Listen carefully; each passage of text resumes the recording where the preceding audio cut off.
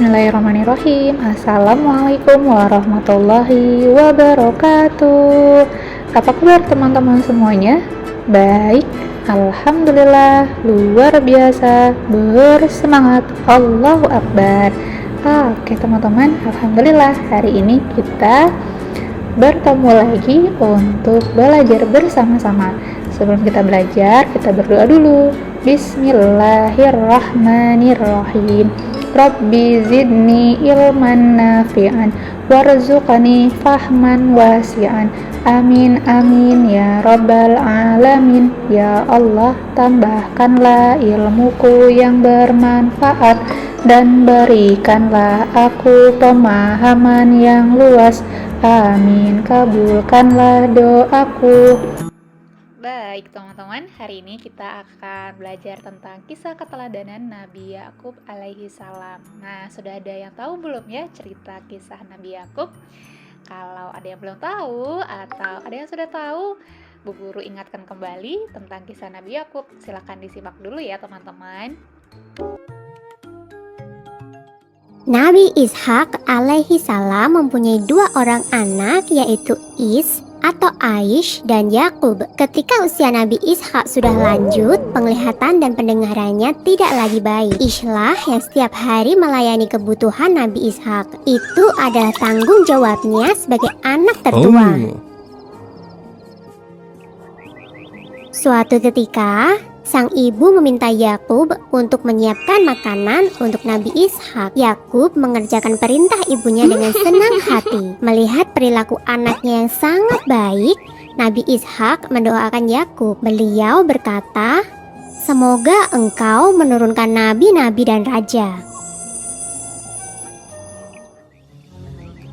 Ish merasa iri setelah tahu bahwa ayahnya mendoakan Yakub. Ia merasa Yakub telah lancang menggantikan tugasnya menyiapkan makanan untuk ayah. Seharusnya doa itu untuk dirinya, bukan untuk Yakub. Ish kemudian mengancam akan membunuh Yakub agar doa ayahnya itu tidak terwujud. Mengetahui bahwa hubungan kedua putranya tidak harmonis, sang ibu menyuruh Yakub untuk pergi ke Padang Aram, ke rumah pamannya. Yakub pun menuruti perintah ibu. Ia pergi secara sembunyi-sembunyi pada malam hari. Karena kebiasaan inilah, Yakub disebut Israel, yang berarti berjalan di malam hari. Yakub tiba di Padang Aram dengan selamat. Ia kemudian mencari rumah pamannya dan meminta izin untuk tinggal di sana. Sang paman mengizinkan Yakub untuk tinggal. Ia bahkan menganggap Yakub sebagai anaknya sendiri. Laban bin Batwih atau paman Yakub adalah seorang yang dermawan. Ia selalu membagikan sebagian hartanya untuk orang-orang yang tidak mampu. Melihat perilaku pamannya yang begitu terpuji, Yakub lantas menirunya. Kemudian Yakub pun dikenal sebagai dermawan yang baik hati.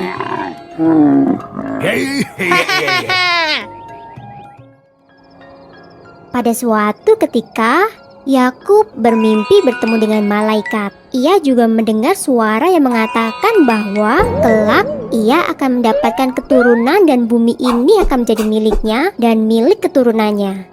Begitu terbangun, Yakub segera berdoa dan mengucapkan syukur. Melihat perilaku keponakannya yang begitu terpuji, Laban bin Batwih, paman Yakub, berniat menjodohkan Yakub dengan salah satu putrinya. Yakub pun memilih menikah dengan sang adik, Rahil, yang memiliki paras rupawan. Namun setelah waktu berjalan, Yakub juga menikahi Lailah, putri tertua pamannya. Saat itu, menikah dengan kakak adik belum dilarang oleh agama. Yakub juga menikah dengan Zulfa dan Balha. Dari keempat istrinya, Yakub dikaruniai 12 anak laki-laki. Yakub yang kemudian diangkat sebagai nabi mengemban tugas untuk dakwah di Kan'an.